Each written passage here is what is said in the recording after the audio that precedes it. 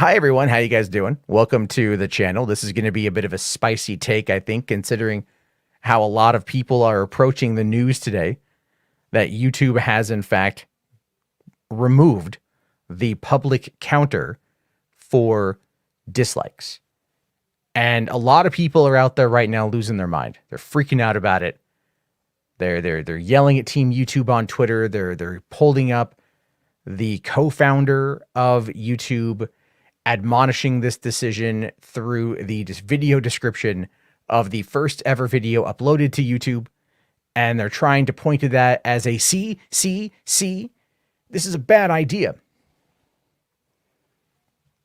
I don't hold that belief, although I'm sure many of you out there probably already know that.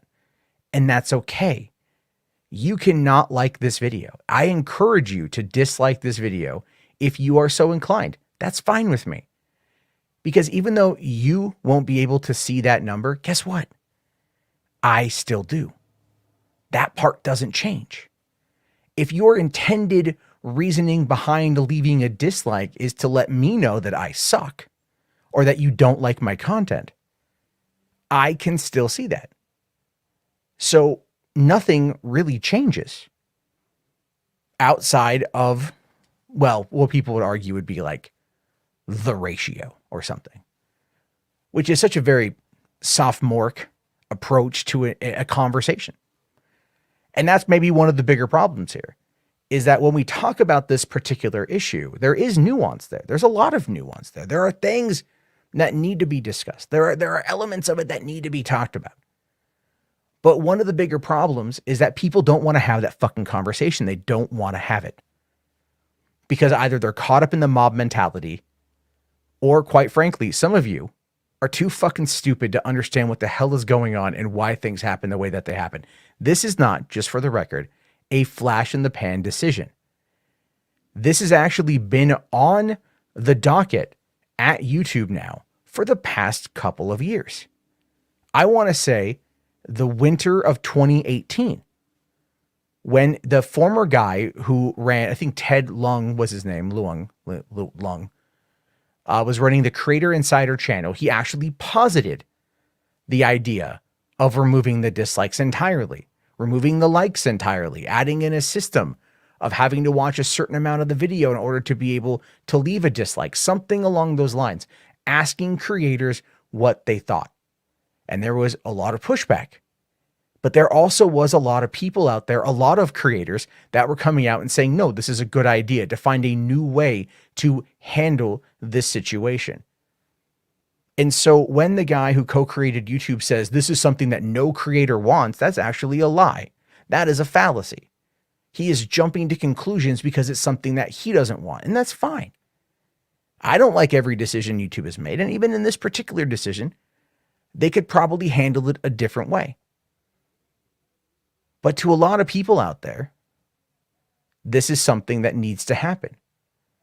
Because do you guys remember a couple years ago when they removed the YouTube API, the public API for subscription counts?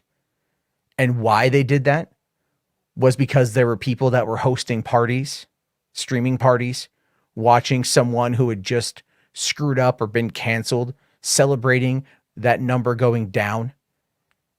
And people were just unsubscribing as a way to help keep that party going. They just wanted to be shitty people. Trolling. That's a big factor there. One of the things I've talked about quite often, and I've been doing YouTube a long time, so keep in mind, I'm not coming at this. I'm literally trying to provide as much of a nuanced take as I can. But I've been doing this now for about a decade. I've gone to seminars, I've read books, I've talked to YouTube engineers myself, I've gone to YouTube's LA campus. I've had these conversations. And the truth of the matter is, YouTube for the longest time didn't know what one hand was doing. Like the left and the right had no idea. Everything was compartmentalized. They've only recently started to find ways to actually look at some of the issues that are facing creators.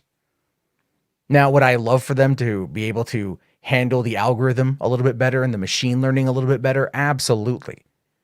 To maybe better curate content, to maybe better show me stuff that I'd rather watch versus a lot of the crap that it shows me that I don't care about.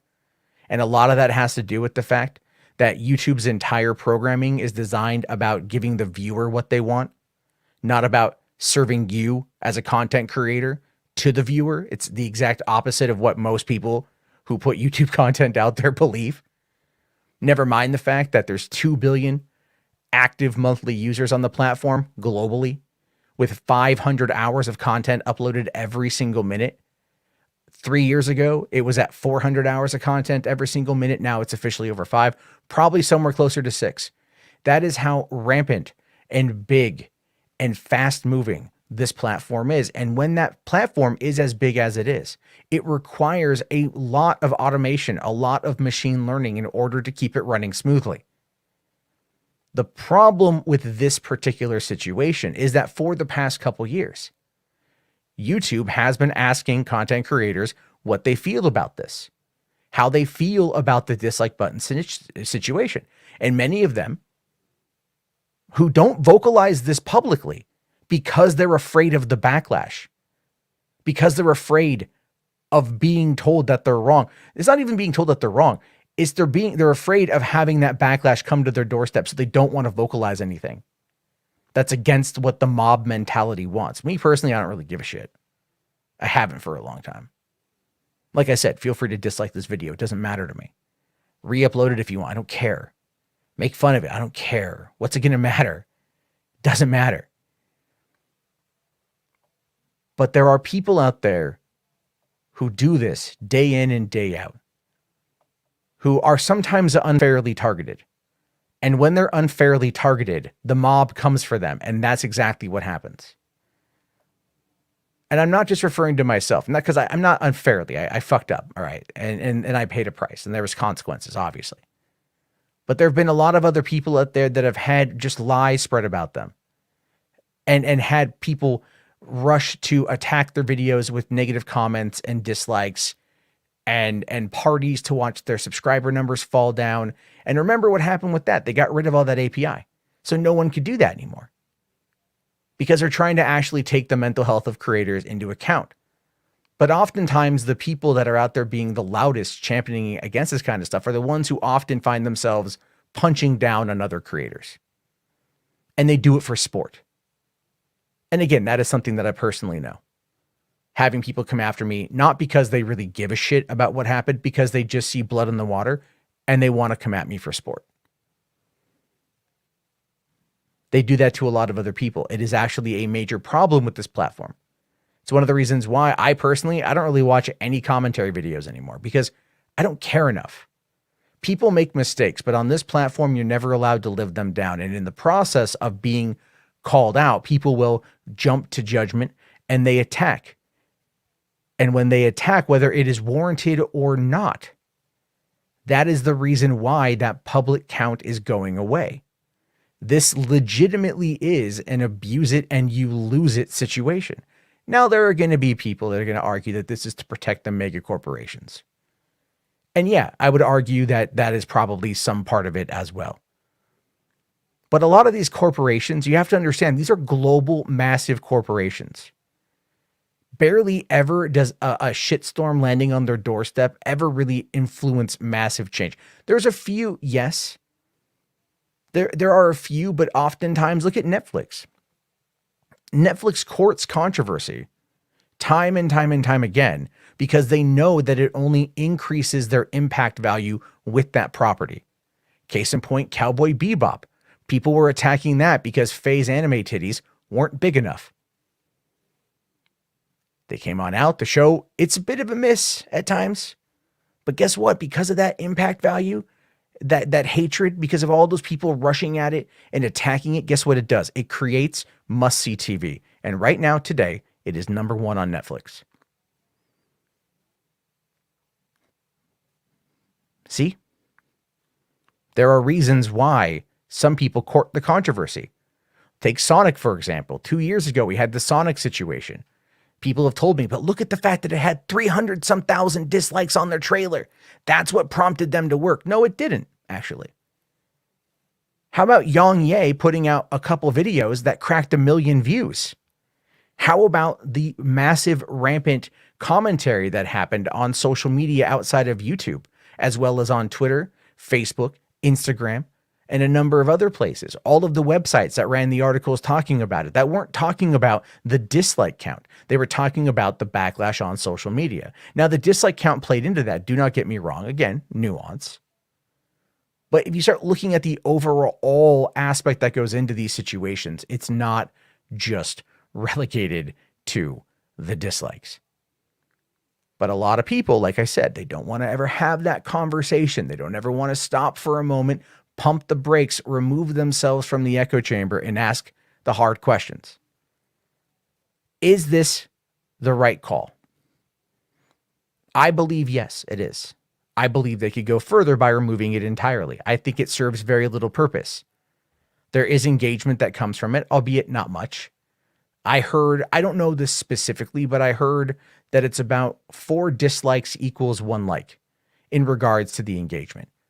But what YouTube cares about is watch time. That's all they care about. Likes, dislikes, comments, subscriber numbers, none of that actually matters. It's all about the watch time. And if people out there were honest with how they're talking about this situation and how they're talking about the platform entirely and what the platform does, they would be able to, I think, approach this from a much more nuanced position. But because they are reacting to effectively a mob mentality, they're able to stay safe. When I guarantee you that many of them are also really happy this is happening, but they won't tell you that.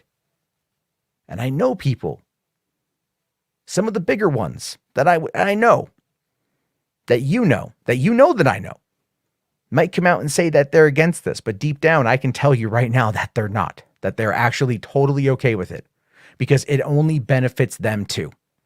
That right now, a lot of this response is performative, and that's about it. So like I said, this is a nuanced conversation. I don't believe I touched upon every little aspect of it, but I gave you what I hope is enough food for thought to at least approach it from the perspective of going, maybe. I'm not asking you to agree with me or to disagree with me. All I'm asking is that you stop for a moment, put down the torch, put down the pitchfork, and ask yourself why, based upon how YouTube is as a platform, this is happening. And then maybe go back and look at the fact that they did present this as a thing back in 2018. This is not a new conversation. This is just the slow glacier that is YouTube finally having something catch up. That's been 3 years in the making. Like I said, they're compartmentalized. But now they're finally starting to communicate between the departments. So this is why we're going to see a lot more changes. And if this is a problem for you, as I said, you can go. There's BitChute. There's Odyssey. I believe there's Storyfire. There are alternatives to this platform that will gladly take your business. That's something to consider as well. If you are upset at this, feel free to vote with your time, which would be not watching content on this platform. But at the end of the day, because it is the biggest of the big, good luck with that. Anyway, I do look forward to your comments, good, bad, or the other. Feel free to dislike this video, as I'm sure it will happen, by all means. Voice your opinion. You may not see it, but guess what? I do. And if at the end of the day, isn't that really all that matters? And if the answer to that question is no, then ask yourself why it should even exist in the first place. I'll see you guys.